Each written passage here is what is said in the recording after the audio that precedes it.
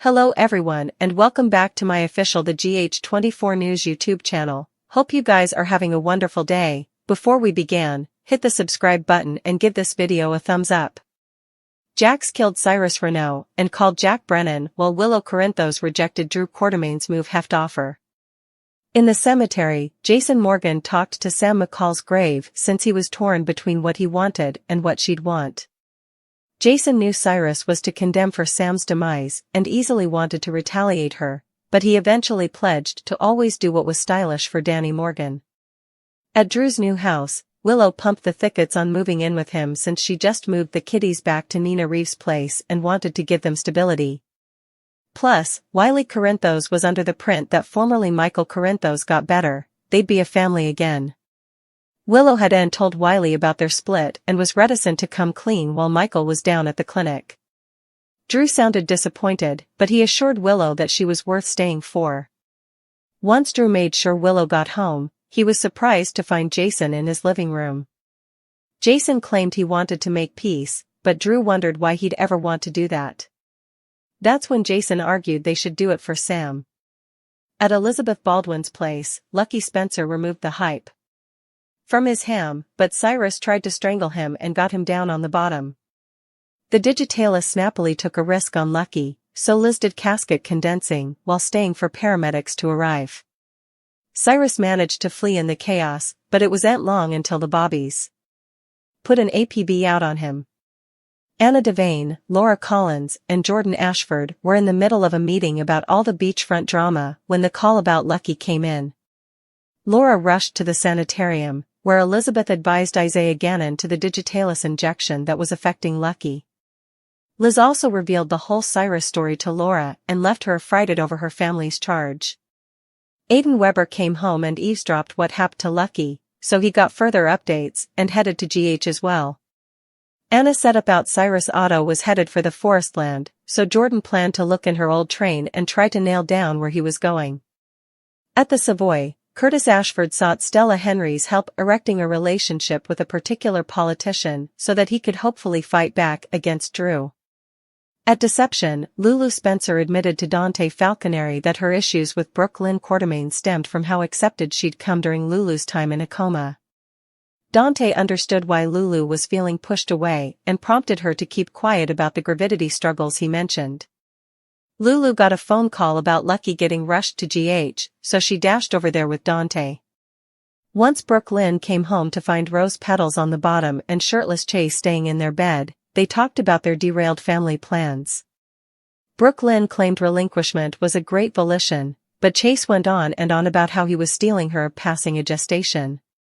Brooke Lynn eventually blurted out that she'd had a baby ahead and stunned Chase in the process. At Cyrus' den, Josslyn set up the medical ID irons that Cyrus had collected from his victims, including Sam and Dex Heller.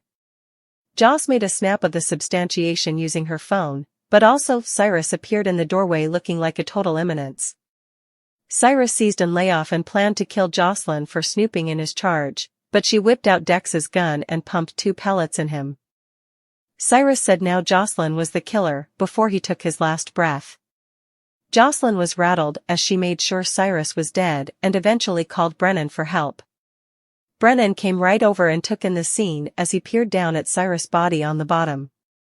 Brennan will do whatever he can to clean up this mess, so stick with us for further prognostications on all the shocking news to come.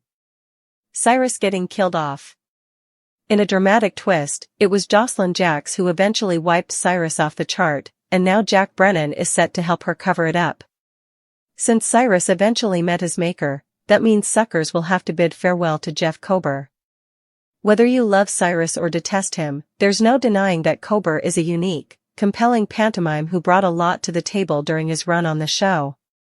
In an interview with SOD, Kober conceded that his character was only supposed to be around for 6 months in the morning, but he managed to last 5 times rather. After Kober suggested that's 4.5 times of gravy, he assured everyone that he's feeling thankful. Although Kober admitted he jokingly gave GH administrative patron Frank Valentini a hard time about his blasting, there aren't any genuine hard passions. I've nothing but gratefulness toward Frank. I did want to torture him at least a little bit for letting me go, so I did that, but all in good fun, Kober claimed. Right after Jeff Kober wrapped filming, he took off on a trip to India for nearly a month. As a result, Kober said he's just now recycling his departure from the show. Despite wishing Cyrus' point of view had been explored a little more from an acting viewpoint, Kober easily loved the chance to play in this adulatory sandbox for so long. It's been tough for Kober to realize he wouldn't be doing that presently, but he's appreciative of the whole experience and the freedom he was given with the character. I miss going to work, I miss the people, I miss the process. I got to tell you, I love acting on a cleaner, Kober confessed. Kober suggested this was one of the stylish death scenes he's ever mugged and seems really pleased with the way effects turned out. As for the suckers, Kober had plenitude of praise for observers who have shown him love and support. Overall, it's easy to see that Kober is walking down happy with Cyrus' conclusion and the work he put into the part. Josslyn will have to deal with fallout of her conduct, so stick with us for further prognostications on her future and updates on any surprising news to come. All products and services featured are singly chosen by editors.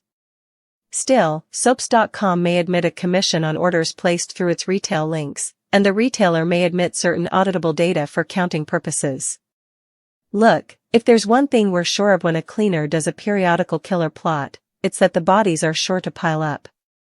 And in the end, the last bone to die is generally the killer themselves. So it's no surprise to anyone that Cyrus' days on General Hospital were numbered. Once it came clear that he's been on a killing spree that's included Sam, Dex, and nearly Michael, it came not a matter of if Cyrus would die, but when. We'll admit, however, that we were a bit upset that before he'd go out, he'd take Liz down with him. Fortunately, that wasn't the case, and while they survived, Cyrus smelled the dust on General Hospital's Thursday, February 20th occasion. The most likely suspects to take him out, we figured, would be Sonny or Jason, especially since everyone's been so focused on keeping Sam's partner from killing Cyrus before he's brought to justice. But at the end of the day, it looks like Cyrus' biggest mistake was killing Dex. Ever since also, Joss has been determined to make her boss killer pay, launching her own disquisition into Cyrus, with Brennan backing her up and feeding her information for reasons we still aren't entirely clear on. She followed the suggestions, set up Cyrus' den and on moments occasion, seized Dex's stolen medical cuff that the psychotic Dominie sounded to be keeping as a jewel. That gave Joss all the evidence she demanded, but thankfully, she didn't kill Cyrus in cold blood. When he got to the den after his hassle with Elizabeth and Lucky, Cyrus set up Joss taking a print of the substantiation and rushed her within dismissal. Joss, in a lyrical turn, shot him dead with Dex's gun. That means that, thankfully, General Hospital didn't turn Joss into a killer, just someone who had to take Cyrus out in tone defense. With that said, while taking a life has to shake her, we do'n't see Carly's son losing too important sleep that life was Cyrus. After the firing, Josslyn called Jack for help and he came running. It's a bit late for Cyrus, but at least Brennan can help Joss out of the mess and keep her from going down for murder. No matter how you slice it, however, we've a feeling that Cyrus is now learning the hard way that the Lord doesn't take kindly to murderous sociopaths who kill in God's name.